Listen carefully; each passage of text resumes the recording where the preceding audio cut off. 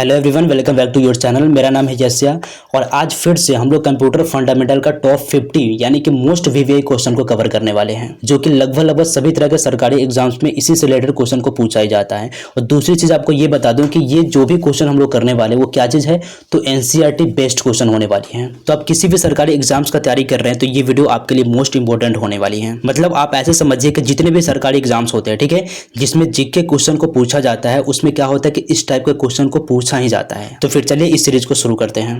तो सबसे पहला यहाँ पे क्वेश्चन कह रहा है कंप्यूटर का पहला सुपर कंप्यूटर कौन सा था। तो ए में कह रहा है परम, बी में कह रहा है इनियक और सी में कह रहा है क्रेवन और डी में कह रहा है कि IBM 7090। तो सबसे पहला जो सुपर कंप्यूटर था उसका नाम था क्रेवन। तो इसका सही आंसर हो जाएगा सी यानी कि क्रेवन। चलिए नेक्स्ट क्वेश्चन यहाँ पे कह रहा है कंप्यूटर में प्रथम बार प्रोग्रामिंग किस भाषा में हुई थी। ए में कह रहा है पाइथन, बी में कह रहा है असेंबलिंग और सी में कह रहा है मशीन लैंग्वेज और डी में है सी। तो इसका सही जो आंसर हो जाएगा वो हो जाएगा सी यानी कि मशीन लैंग्वेज। यानी कि प्रथम बार जो प्रोग्रामिंग किया गया था वो क्या था, तो वो था मशीन लैंग्वेज, ठीक है, यानी कि जिसको बोला जाता है बाइनरी। सेकेंड, उसके बाद नेक्स्ट क्वेश्चन यहाँ पे कह रहे हैं कंप्यूटर में पेरिफेरल डिवाइस का क्या अर्थ है। ए में कह रहा है इंटरनल डिवाइस, बी में कह रहा है एक्सटर्नल डिवाइस और सी में कह रहा है सॉफ्टवेयर और डी में कह रहा है नॉन। तो इसका सही जो आंसर हो जाएगा वो हो जाएगा बी यानी कि एक्सटर्नल डिवाइस। क्लियर है। चलिए उसके बाद नेक्स्ट क्वेश्चन यहाँ पे कह रहा है कि कंप्यूटर में मेन फ्रेम का क्या अर्थ होता है।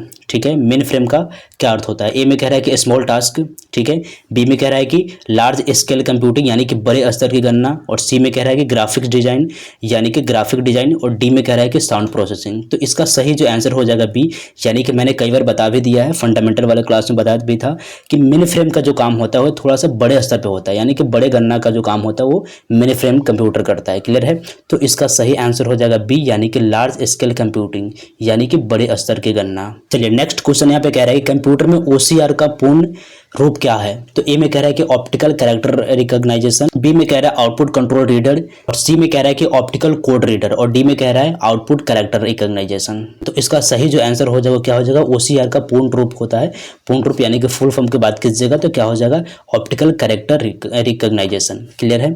चलिए नेक्स्ट क्वेश्चन यहाँ पे कह रहे हैं कंप्यूटर में ELU किसका भाग है, यानी कि ELU किसका पार्ट होता है।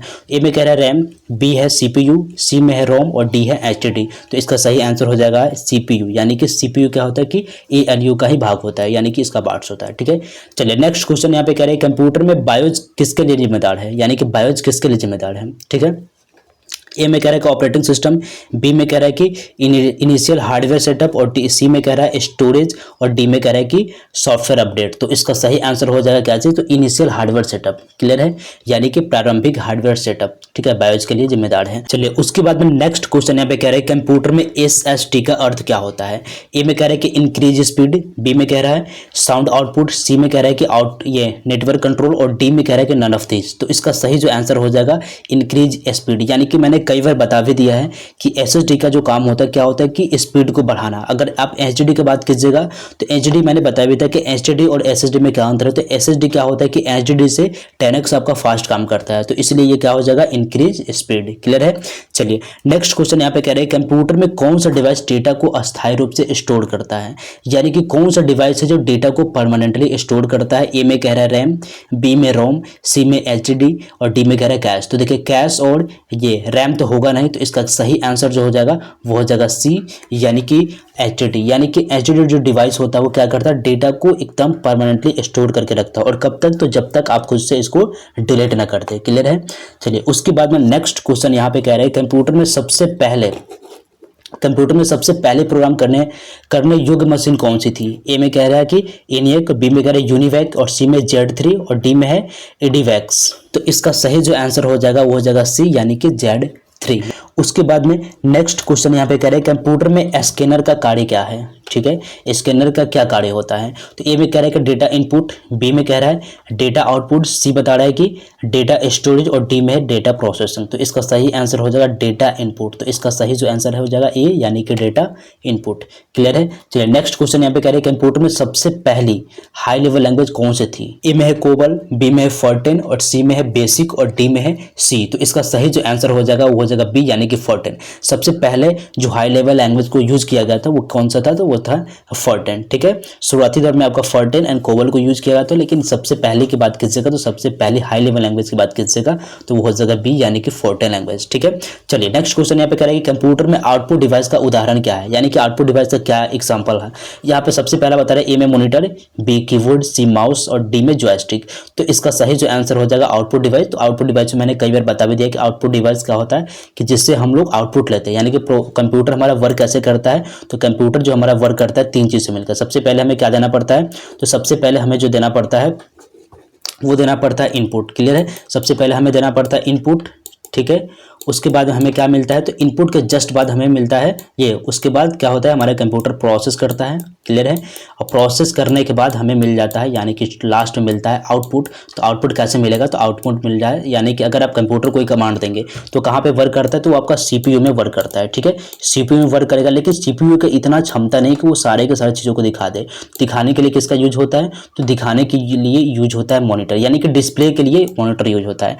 तो इसका सही आंसर हो जाएगा क्या चीज़, आउटपुट डिवाइस का उदाहरण क्या है, तो मॉनिटर। क्लियर है, चलिए उसके बाद नेक्स्ट क्वेश्चन यहाँ पे कह रहे हैं कंप्यूटर में कौन सा मेमोरी अस्थाई होती है। देखिए अस्थाई के मतलब क्या है कि परमानेंट। कंप्यूटर में कौन सा मेमोरी है जो कि पूर्ण रूप से क्या है, तो परमानेंट है, यानी कि अस्थाई है। तो इसका ऑप्शन बता रहा है कि ए में बता रहा है रैम, बी में रोम, सी में कैश और डी में रजिस्टर। देखिए रजिस्टर और कैश तो होगा नहीं, तो इसका सही जो आंसर हो जाएगा क्या हो जाएगा, बी यानी कि रोम। रोम जो होता है जो परमानेंट मेमोरी होता है, ये क्या होता है कंपनी के द्वारा इसको कंट्रोल किया जाता है और इसमें कोई भी चीज़ आप खुद से इसको डिस्ट्रॉयड या फिर कुछ आप हटा नहीं सकते हैं। क्लियर, तो परमानेंट मेमोरी की बात कीजिएगा तो रोम होता है। क्लियर है, चलिए नेक्स्ट क्वेश्चन यहाँ पे कह रहे हैं कंप्यूटर में कौन सा सॉफ्टवेयर सिस्टम सॉफ्टवेयर का उदाहरण है। ठीक है, ए में कह रहा है माइक्रोसॉफ्ट वर्ड यानी कि एमएस वर्ड, बी में कह रहा है टैली, सी में विंडोज और डी में एडोबी फोटोशॉप। देखिए फोटोशॉप, टैली और ये एमएस वर्ड की बात कीजिएगा तो ये कौन सा सॉफ्टवेयर हो जाएगा, तो ये हो जाएगा एप्लीकेशन सॉफ्टवेयर, यानी कि हम अपनी ज़रूरत के अकॉर्डिंग इन तीनों को डाउनलोड करते हैं। और विंडोज़ की बात कीजिएगा तो इसके बिना हमारा कंप्यूटर चलने की तो दूर की बात, हमारा कंप्यूटर ऑन तक भी नहीं हो सकता है। तो इसका सही जो आंसर हो जाएगा वो हो जाएगा सी यानी कि विंडोज़। विंडोज़ जो है वो हमारे कंप्यूटर का ये क्या होता है, सिस्टम सॉफ्टवेयर होता है। सिस्टम सॉफ्टवेयर बोलिए या फिर आप ऑपरेटिंग सिस्टम बोलिए या फिर ऑपरेटिंग सिस्टम का ही शॉर्ट में बोला जाता है ओएस। तो इसका सही आंसर हो जाएगा सी यानी कि विंडोज़। क्लियर है, चलिए नेक्स्ट क्वेश्चन यहाँ पे कह रहे हैं कंप्यूटर की प्रोसेसिंग स्पीड को किस में मापा जाता है। ए में कह रहा है कि एमबीपीएस, बी में गीगाहर्ट्ज और डी सी में कह रहा है कि एमबी और डी में कह रहा है केजी। देखिए केजी तो होगा नहीं, तो इसका सही आंसर क्या हो जाएगा, सबसे जो ये प्रोसेसिंग स्पीड की बात कीजिएगा तो क्या होता है, तो प्रोसेसिंग स्पीड जो होती है कंप्यूटर की उसको मापने के लिए गीगाहर्ट्ज का यूज किया जाता है। तो इसका आंसर हो जाएगा बी यानी कि गीगाहर्ट्ज। क्लियर है, चलिए नेक्स्ट क्वेश्चन की बात कीजिएगा तो नेक्स्ट क्वेश्चन यहाँ पे कह रहे हैं कंप्यूटर में वायरस किसे कहते हैं, यानी कि वायरस क्या होता है। ए में कह रहा है हार्डवेयर मैलफंक्शन यानी कि हार्डवेयर खराबी, बी में कह रहा है मैलिशियस सॉफ्टवेयर यानी कि हानिकारक सॉफ्टवेयर और सी में कह रहा है मेमोरी बूस्टर और डी में कह रहा है डेटा ट्रांसफर। तो इसका सही जो आंसर हो जाएगा, यानी कि वायरस का जो एग्जाम्पल होता है वो क्या होता है, हानिकारक सॉफ्टवेयर। यानी कि अगर आपके सिस्टम में हानिकारक सॉफ्टवेयर आ जाएगा तो आपका सिस्टम क्या हो जाएगा, वायरस के चपेट में आ सकता है। ठीक है, तो इसका सही आंसर क्या हो जाएगा, बी यानी कि हानिकारक सॉफ्टवेयर। क्लियर है, चलिए नेक्स्ट क्वेश्चन यहाँ पे कह रहे हैं कंप्यूटर में एसएसडी का पूरा नाम क्या है, यानी कि एसएसडी का फुल फॉर्म क्या है।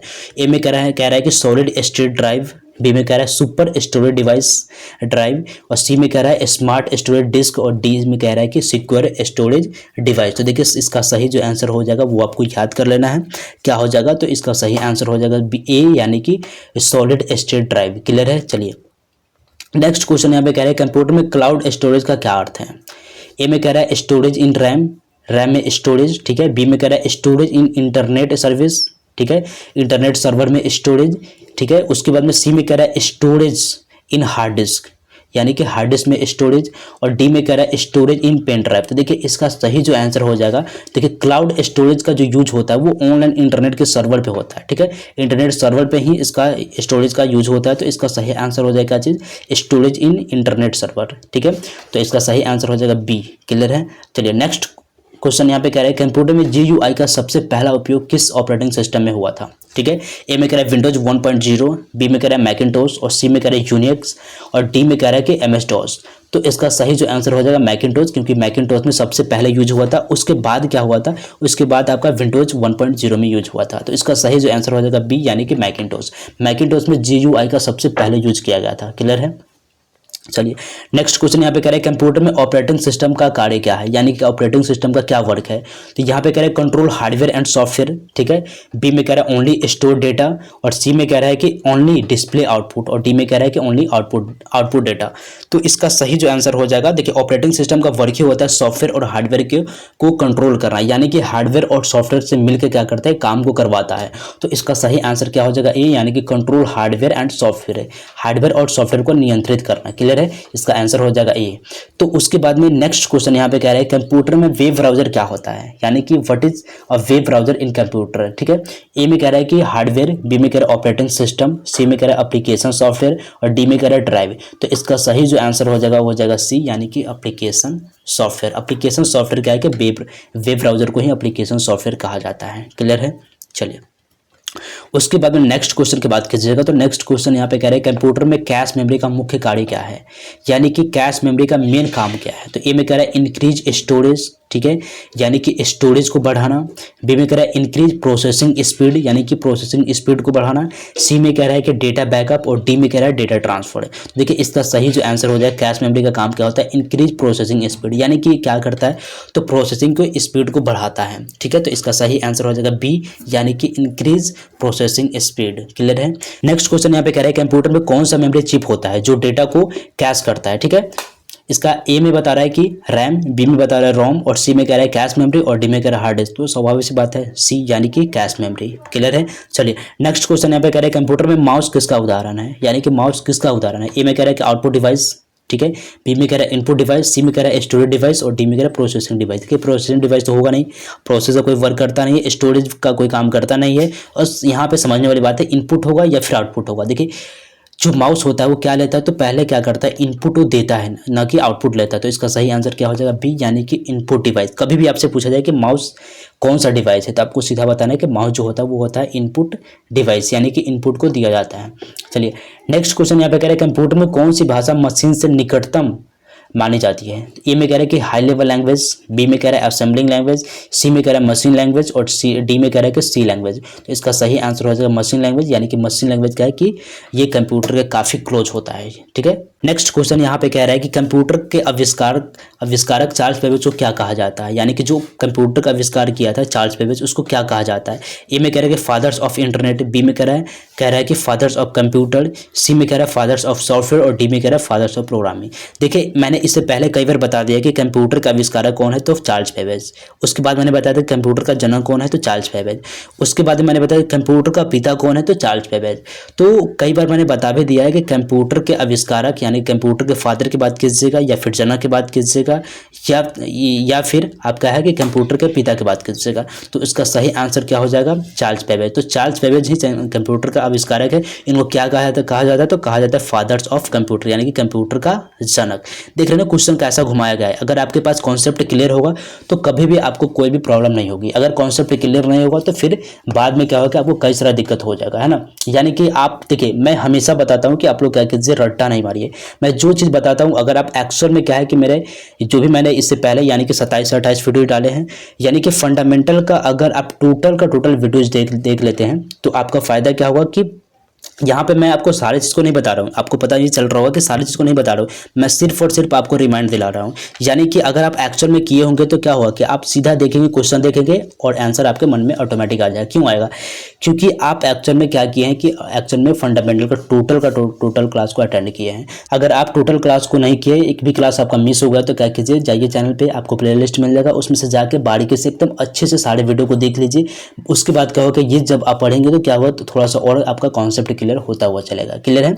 चलिए तो इसका सही आंसर क्या हो जाएगा, बी, यानी कि फादर्स ऑफ कंप्यूटर, यानी कंप्यूटर के आविष्कारक यानी चार्ल्स बेबेज को कहा जाता है फादर्स ऑफ कंप्यूटर। क्लियर है। चलिए नेक्स्ट क्वेश्चन यहाँ पे कह रहे हैं कंप्यूटर में एसएमटीपी किसके लिए प्रयोग होता है। ए में कह रहा है कि फाइल ट्रांसफर के लिए, बी में कह रहा है ईमेल सेंडिंग के लिए यानी कि ईमेल भेजने के लिए, सी में कह रहा है ऑडियो प्रोसेसिंग के लिए, और डी में कह रहा है वीडियो स्ट्रीमिंग के लिए। देखिए तो इसका सही जो आंसर हो जाएगा वो हो जाएगा बी, यानी कि ईमेल सेंडिंग, यानी कि मेल भेजने के लिए एसएमटीपी का प्रयोग होता है। ठीक है। उसके बाद में नेक्स्ट क्वेश्चन यहाँ पे कह रहा है कंप्यूटर के कौन से भाग को नॉन वोलेटाइल मेमोरी कहा जाता है। ठीक है, ए में कह रहा है कि रैम, बी में कह रहा है रोम और सी में कह रहा है कैश और डी में कह रहा है कि रजिस्टर। ये कई बार मैंने बता दिया है कि नॉन वोलेटाइल मेमोरी किसको बोला जाता है, तो रोम को। यानी कि रोम क्या होता है, तो परमानेंट मेमोरी होती है, इसलिए इसको क्या बोला जाता है, तो नॉन वोलेटाइल। नॉन वोलेटाइल बोलिए या फिर आप परमानेंट मेमोरी की बात कीजिएगा, वो क्या हो जाएगा, तो वो हो जाएगा रोम।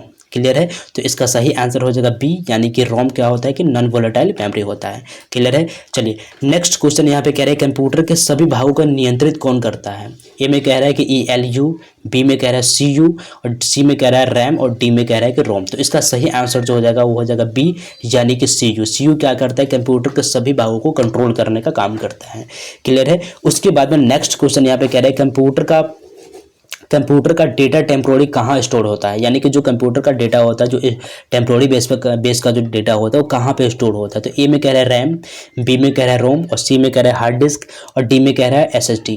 तो इसका सही आंसर क्या हो जाएगा, ए, यानी कि रैम। रैम क्या होता है कि हमारे कंप्यूटर का टेम्पोररी मेमोरी होता है और इसमें कोई भी काम टेम्पोररी जो वर्क होता है वो सारा का सारा इसमें स्टोर होता है। तो इसलिए डेटा यहाँ पे कह रहे हैं कि डेटा टेम्पोररी कहाँ स्टोर होता है, तो रैम में। ठीक है, तो इसका सही आंसर हो जाएगा ए, यानी कि रैम। नेक्स्ट क्वेश्चन यहाँ पे कह रहा है कंप्यूटर में सबसे पहला ऑपरेटिंग सिस्टम कौन सा था। यानी कि सबसे पहला कौन सा ऑपरेटिंग सिस्टम आया था। ए में कह रहा है यूनिक्स, बी में कह रहा है कि विंडोज और सी में कह रहा है मैक OS और डी में कह रहा है MS-DOS। तो इसका सही आंसर हो जाएगा यूनिक्स, यानी कि यूनिक्स क्या था कि सबसे पहला ऑपरेटिंग सिस्टम था। ठीक है। चलिए नेक्स्ट क्वेश्चन यहाँ पे कह रहे हैं कंप्यूटर में डॉस का फुल फॉर्म क्या होता है। ए में कह रहा है डिस्क ऑपरेटिंग सिस्टम, बी में कह रहा है डिजिटल ऑपरेटिंग सिस्टम और सी में कह रहा है डेटा ऑपरेटिंग सिस्टम और डी में कह रहा है ड्राइव ऑपरेटिंग सिस्टम। तो इसको आपको याद ही करना पड़ेगा, इसमें कोई भी लॉजिक नहीं है। DOS का यानी कि डॉस का जो फुल फॉर्म होता है वो होता है डिस्क ऑपरेटिंग सिस्टम, यानी कि इसका आंसर हो जाएगा ए, डिस्क ऑपरेटिंग सिस्टम। क्लियर है। चलिए उसके बाद में नेक्स्ट क्वेश्चन यहाँ पे कह रहा है कि कंप्यूटर में कौन सा सॉफ्टवेयर एक प्रोग्रामिंग लैंग्वेज नहीं है। यानी कि अब क्या बात है कि प्रोग्रामिंग लैंग्वेज है ही नहीं। ठीक है, ए में कह रहा है पाइथन, बी में कह रहा है जावा, सी में कह रहा है विंडोज और डी में कह रहा है C++। तो स्वाभाविक सी बात है, विंडोज क्या है, विंडोज तो कुछ है ही नहीं, यानी कि प्रोग्रामिंग लैंग्वेज है ही नहीं। तो इसका सही आंसर क्या हो जाएगा, सी, यानी कि विंडोज। क्लियर है। चलिए नेक्स्ट क्वेश्चन कह रहा है कंप्यूटर में बैकअप किस लिए लिया जाता है, यानी कि बैकअप क्यों लिया जाता है। ठीक है, ए में कह रहा है कि इंक्रीज स्पीड, बी में कह रहा है सेव पावर, डी में कह रहा है डेटा सेफ्टी और डी में कह रहा है कि वायरस प्रोटेक्शन। तो देखिए इसका सही जो आंसर हो जाएगा वो हो जाएगा डेटा सेफ्टी, यानी कि डेटा की सुरक्षा के लिए। यानी कि डेटा को सुरक्षा करने के लिए ही डेटा को बैकअप लिया जाता है, ताकि बैकअप रहे तो हमारा डेटा कभी भी लॉस ना हो, इसीलिए बैकअप को लिया जाता है। क्लियर है। नेक्स्ट क्वेश्चन यहाँ पे कह रहा है कंप्यूटर नेटवर्क में लैन का फुल फॉर्म क्या है। ए में कह रहा है लोकल एरिया नेटवर्क, बी में कह रहा है लार्ज एरिया नेटवर्क, सी में कह रहा है कि लाइन एक्सेस नेटवर्क और डी में कह रहा है कि लिंक्ड एरिया नेटवर्क। तो इसका सही जो आंसर हो जाएगा वो हो जाएगा ए, यानी कि लोकल एरिया नेटवर्क। अगर आप ईमेल एंड इंटरनेट की क्लास करे होंगे तो आपको पता होगा कि ये लैन जो होता है, नेटवर्क हमारा 3 प्रकार का होता है, लैन होता है, मैन होता है और वैन होता है। तो इसका सही जो आंसर हो जाएगा वो हो जाएगा ए, यानी कि लोकल एरिया नेटवर्क। क्लियर है। तो ये आपको याद ही करना पड़ेगा। ठीक है। चलिए उसके बाद नेक्स्ट क्वेश्चन यहाँ पे कह रहा है कि कंप्यूटर में डिफॉल्ट स्टोरेज डिवाइस क्या होता है, यानी कि जो बाय डिफॉल्ट जो स्टोरेज डिवाइस होता है उसको क्या कहते हैं। ए में कह रहा है कि रैम, बी में कह रहा है कि हार्ड डिस्क और सी में कह रहा है कि SSD और डी में कह रहा है कि USB ड्राइव। तो इसका सही जो आंसर हो जाएगा वो क्या हो जाएगा, बी, यानी कि हार्ड डिस्क। हार्ड डिस्क क्या होता है कि बाय डिफॉल्ट ये आपका स्टोरेज डिवाइस होता ही है। क्लियर है। चलिए उसके बाद में नेक्स्ट क्वेश्चन यहाँ पे कह रहे हैं कंप्यूटर में टच स्क्रीन किसका उदाहरण है। ए में कह रहा है इनपुट डिवाइस, बी में कह रहा है आउटपुट डिवाइस और सी में कह रहा है कि बोथ इनपुट एंड आउटपुट दोनों। ठीक है, और डी में कह रहा है कि स्टोरेज डिवाइस। तो इसका सही आंसर हो जाएगा सी, यानी कि टच स्क्रीन क्या करता है कि दोनों चीज़ को लेता है, यानी कि इनपुट भी लेता है और क्या करता है कि हमें आउटपुट भी देता है। तो इसका सही आंसर हो जाएगा सी, यानी कि both input and output device दोनों। क्लियर है। चलिए उसके बाद में नेक्स्ट क्वेश्चन यहाँ पे कह रहा है कंप्यूटर में बायोज का कार्य क्या है, यानी कि बायोज क्या वर्क करता है। तो ए में कह रहा है कि मैनेज सॉफ्टवेयर, बी में कह रहा है बूट द सिस्टम, यानी कि सिस्टम को बूट करना, सी में कह रहा है डेटा बैकअप और डी में कह रहा है कंट्रोल नेटवर्क। तो इसका सही जो आंसर हो जाएगा वो हो जाएगा बी, यानी कि बायोस का जो काम होता है वो क्या करता है, सिस्टम को बूट करता है। ठीक है, यानी कि बूट करने के लिए आप एक लाइन में समझ जाइए कि बूट करने के लिए किसका यूज होता है, तो बायोस का यूज किया जाता है। तो इसका सही आंसर हो जाएगा बी, यानी कि बूट द सिस्टम, यानी कि सिस्टम को बूट करना। क्लियर है। नेक्स्ट क्वेश्चन यहाँ पे कह रहा है कंप्यूटर में IP एड्रेस क्या दर्शाता है। तो ए में कह रहा है इंटरनेट पाथ, बी में कह रहा है कि यूनिक आइडेंटिफायर फॉर डिवाइस, यानी कि डिवाइस के लिए यूनिक पहचान करता, ठीक है। सी में कह रहा है स्टोरेज पाथ और डी में कह रहा है कि सॉफ्टवेयर आईडी। तो इसका सही जो आंसर हो जाएगा वो हो जाएगा बी, यानी कि आईपी एड्रेस जो दर्शाता है, जो इसका जो मेन जो वर्क होता है वो क्या होता है, डिवाइस के लिए यूनिक पहचान करता है, ठीक है। तो इसका सही आंसर हो जाएगा बी। क्लियर है। चलिए नेक्स्ट क्वेश्चन यहाँ पे कह रहे हैं कंप्यूटर में कौन सा इनपुट डिवाइस है जो बारकोड पढ़ता है, यानी कि बारकोड को पढ़ने वाला कौन सा इनपुट डिवाइस है। तो ए में कह रहा है स्कैनर, बी में कह रहा है प्रिंटर, सी में कह रहा है माउस और डी में कह रहा है जॉयस्टिक। तो इसका सही जो आंसर हो जाएगा बारकोड को जो रीड करता है वो क्या करता है, तो ए यानी कि स्कैनर, ठीक है। इसका सही आंसर हो जाएगा ए, यानी कि स्कैनर क्या करता है, तो बारकोड को पढ़ता है। और दूसरी चीज़ कि ये कौन सा डिवाइस है, तो वो ये है इनपुट डिवाइस। क्लियर है। चलिए उसके बाद में नेक्स्ट क्वेश्चन यहाँ पे कह रहा है कंप्यूटर में कैश मेमोरी कहाँ होती है। ए में कह रहा है हार्ड डिस्क में, बी में कह रहा है कि सीपीयू में, और सी में कह रहा है रैम में, और डी में कह रहा है रोम। तो इसका सही जो आंसर हो जाएगा वो हो जाएगा बी, यानी कि सीपीयू। देखिए कई बार मैं इसको बता भी दिया हूँ कि कैश मेमोरी कहाँ होता है, कि इसी में छुपा हुआ होता है, ठीक है। तो इसका सही आंसर क्या हो जाए, कैश मेमोरी हमारे सीपीयू में ही होता है, ठीक है। नेक्स्ट क्वेश्चन यहाँ पे कह रहा है कंप्यूटर में सबसे अधिक डेटा कौन स्टोर करता है। तो ए में कह रहा है रैम, बी में कह रहा है रोम, सी में कह रहा है हार्ड डिस्क और डी में कह रहा है कैश है। तो स्वाभाविक सी बात है डी यानी सी, यानी कि हार्ड डिस्क। हार्ड डिस्क क्या करता है कि डेटा को ज़्यादा से ज़्यादा मात्रा में स्टोर करने का वर्क करता है। क्लियर है। चलिए उसके बाद में नेक्स्ट क्वेश्चन यहाँ पे कह रहा है कि कंप्यूटर में डेटा को अस्थायी रूप से कहाँ संग्रहित किया जाता है, यानी कि परमानेंट वे में डेटा को कहाँ स्टोर किया जाता है। तो ए में कह रहा है रैम, बी में कह रहा है रोम और सी में कह रहा है हार्ड डिस्क और डी में कह रहा है कैश। तो इसका सही जो आंसर हो जाएगा वो हो जाएगा सी, यानी कि हार्ड डिस्क। कंप्यूटर का जो डेटा होता है उसको परमानेंट तौर पे कहाँ पे रखा जाता है, तो रखा जाता है हार्ड डिस्क में। क्लियर है। नेक्स्ट क्वेश्चन यहाँ पे कह रहे हैं कंप्यूटर में पावर सप्लाई यूनिट को क्या कहते हैं। ए में कह रहा है यूपीएस, बी में कह रहा है पीएसयू और सी में कह रहा है सीपीयू और डी में कह रहा है एसएसडी। तो इसका सही जो आंसर हो जाएगा बी, यानी कि पीएसयू। चलिए अब चलते हैं नेक्स्ट क्वेश्चन पे। लेकिन नेक्स्ट क्वेश्चन को बताने से पहले एक चीज़, एक छोटा सा इन्फॉर्मेशन आप लोगों को बताना चाहूँगा कि अभी हम लोग क्या कर रहे हैं, तो अभी हम लोग एडीसीए कोर्स कर रहे हैं, यानी कि advance diploma in computer application कर रहे हैं। तो अगर आप भी फ्री में कंप्यूटर कोर्स करना चाहते हैं, यानी कि एडीसीए कोर्स करना चाहते हैं, और इसी चैनल से अगर आप सर्टिफिकेट को लेना चाहते हैं, तो आपको क्या करना है, इसी चैनल पर जाना है और एडीसीए का प्लेलिस्ट बन गया है, जाइए उस पर चेक कीजिए और पूरे प्लेलिस्ट को आप देख लीजिए, ठीक है। अगर कोर्स कंप्लीट हो जाएगा उसके बाद में आपका सर्टिफिकेट भी यहाँ से प्रोवाइड कर दिया जाएगा। अब सर्टिफिकेट कैसे आपको मिलेगा, इसका क्राइटेरिया क्या है, वो तो मैं किसी एक शॉर्ट वीडियो में बता दूंगा।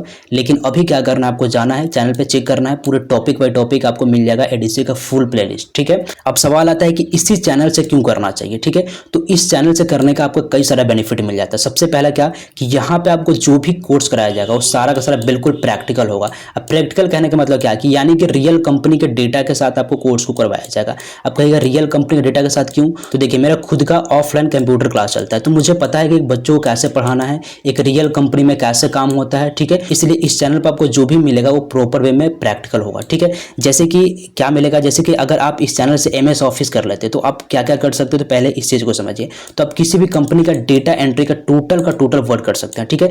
किसी भी कंपनी या फिर किसी भी छोटे मोटे ऑफिस का जो पेपर वर्क होता है ना, सारा का सारा आप कंप्लीट कर सकते हैं, ठीक है। और इसी के साथ आप डेटा एनालिसिस का जो वर्क होता है, आप सुनेगा डेटा एनालिसिस का वर्क कर रहा है ना, तो डेटा एनालिसिस का है ना बिगिनर लेवल का जो वर्क होता है वो सारा का सारा इसमें आपको कवर किया गया है।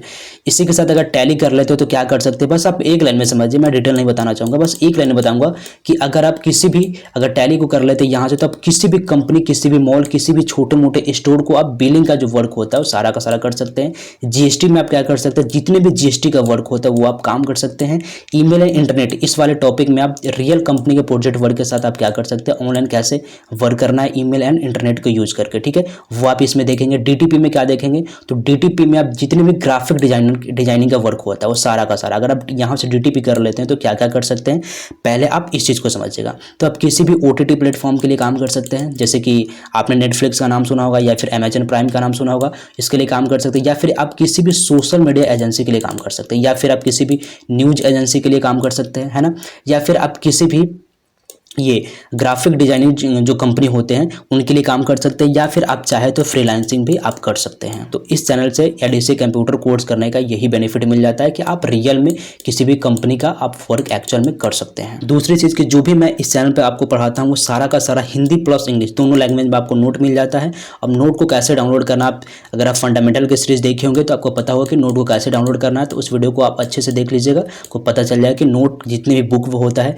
जितने भी मैं पढ़ाता हूँ वो सारा का सारा रियल कंपनी का जो डेटा होता है उसको कैसे डाउनलोड करना है। तो बस आप लोगों से यही रिक्वेस्ट है कि जाइए चैनल पे, हर एक चीज़ों को देखिए, जितना भी मैं प्रोजेक्ट वर्क कराता हूँ उनको डाउनलोड कीजिए और उस पर वर्क कीजिए। और लास्ट में यही बोलूँगा कि अभी तक आपने चैनल को सब्सक्राइब नहीं किया है तो तुरंत सब्सक्राइब कर लीजिए, क्योंकि देखिए इतने सारा चीज़ आप लोगों को बिल्कुल फ्री में प्रोवाइड करवाता हूँ, ठीक है। तो आपका भी एक छोटा सा दायित्व बनता है कि आप वीडियो को देखते हैं तो वीडियो को लाइक कर दिया कीजिए, है ना। चैनल पर अगर पहली बार आए तो चैनल को सब्सक्राइब कर लीजिए। और अगर आपके माइंड में कोई भी डाउट हो, कोई भी क्वेश्चन हो और कोई भी अगर पूछताछ करना है तो आप मुझसे बेझिझक कमेंट बॉक्स में पूछ सकते हैं। क्लियर है। चलिए उसके बाद में नेक्स्ट क्वेश्चन यहाँ पे कह रहे हैं कंप्यूटर में जो भाषा केवल 0 और 1 में होती है उसे क्या कहते हैं। देखिए मैंने कई बार बता भी दिया है कि 0 और 1 वाले को क्या बोला जाता है, तो मैंने कई बार बता भी दिया है, लगभग 2 से 3 बार तो कम से कम बता ही दिया होगा। तो मैं चाहूँगा कि अगर सच में आप पूरे सीरीज को देखते आ रहे हैं तो आपको एक्शन में पता होगा, तो आप मुझे कमेंट बॉक्स में बताइए कि इसका सही आंसर क्या हो जाएगा। वैसे मैं आपको जानकारी के लिए पहले ऑप्शन बता देता हूँ कि ए में कह रहा है कि मशीन लैंग्वेज, बी में कह रहा है असेंबली लैंग्वेज, सी में कह रहा है कि हाई लेवल लैंग्वेज और डी में कह रहा है प्रोग्रामिंग लैंग्वेज। तो इसका सही आंसर क्या हो जाएगा। अभी वीडियो को पॉज कीजिए और अभी हमें तुरंत कमेंट बॉक्स में बताइए कि इसका सही आंसर क्या हो जाएगा, क्योंकि ताकि मुझे भी पता चले कि कम से कम कि आप लोग कितना सीरियस हो और सच में आप लोग इस क्लास को लेके सच में आप इसका तैयारी कर रहे हैं या नहीं कर रहे हैं। क्लियर है। तो इसका सही आंसर क्या हो जाएगा वो मुझे आप कमेंट बॉक्स में जरूर बताइए, ठीक है। चलिए उसके बाद में नेक्स्ट क्वेश्चन कह रहे हैं कंप्यूटर में जो निर्देश दिए जाते हैं उसे क्या कहते हैं। ये भी मैंने कई बार बता दिया है, ठीक है। ए में कह रहा है कि प्रोग्राम, बी में कह रहा है कमांड और सी में कह रहा है डेटा और डी में कह रहा है प्रोसेस।